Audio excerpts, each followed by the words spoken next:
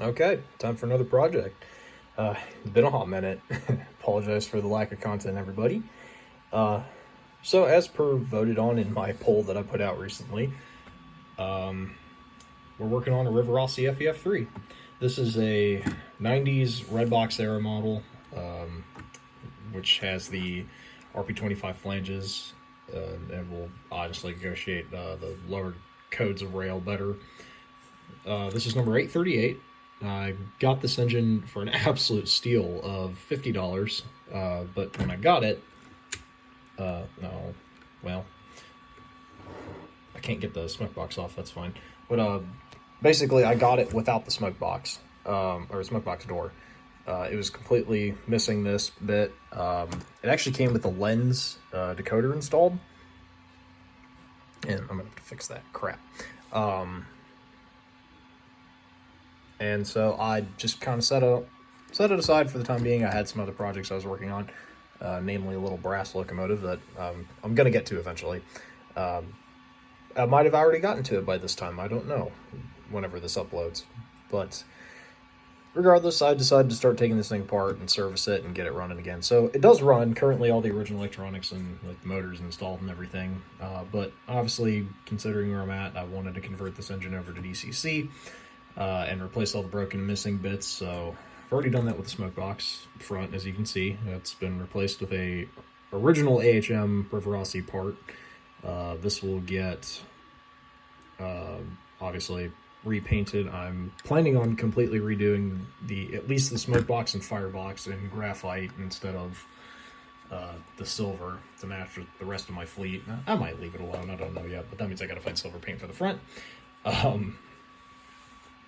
So I'm currently in the process of tearing down the tender.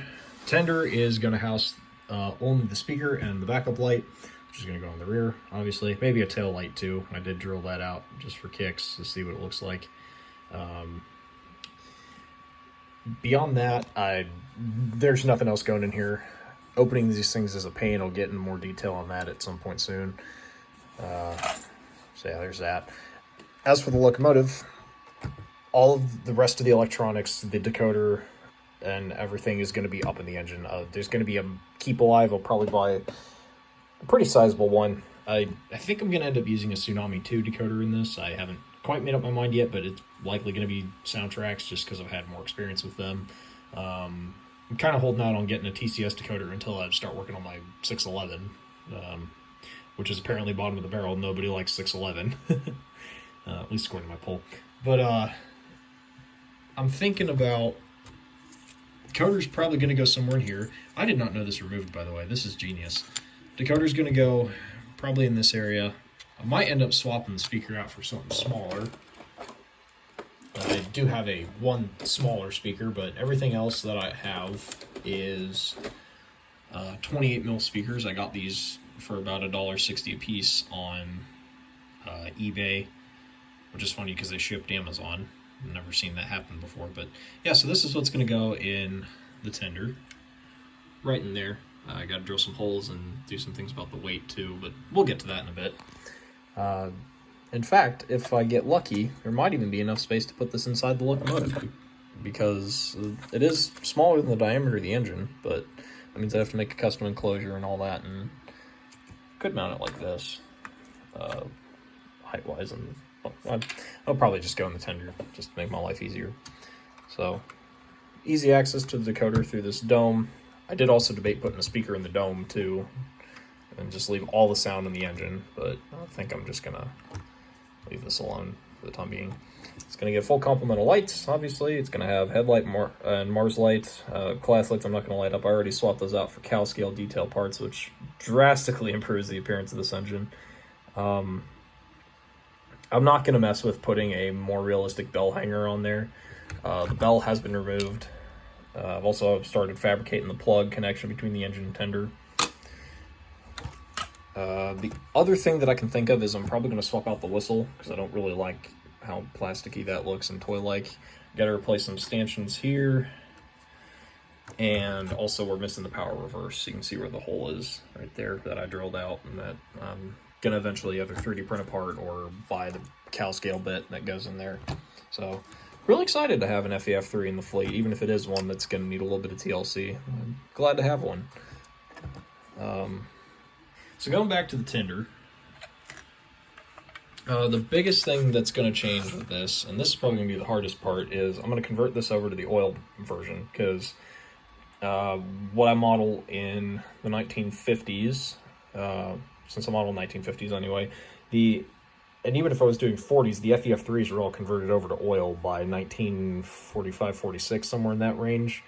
It was like right after they got the 844, they started converting them over to burn oil. I could be very wrong. I'm by no means a UP historical expert. I just happen to like their trains a lot.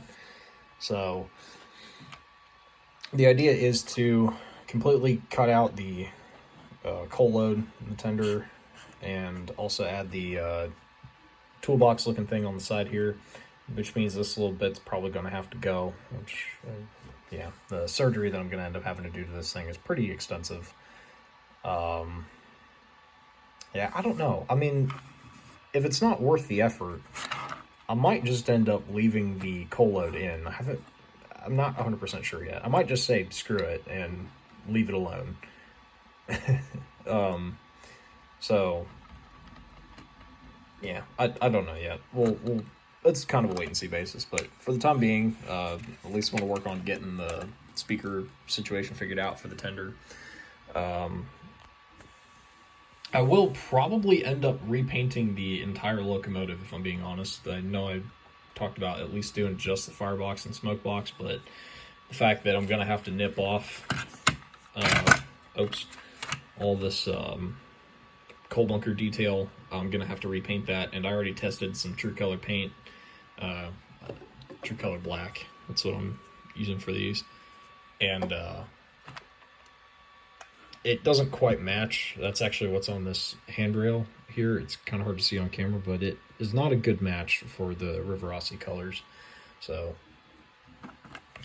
yeah, this whole thing's gonna get probably repainted.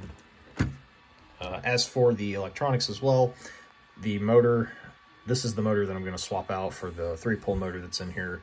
It's a 10,500 RPM motor, I think, 5-pole. Actually turns really freely. It's super nice.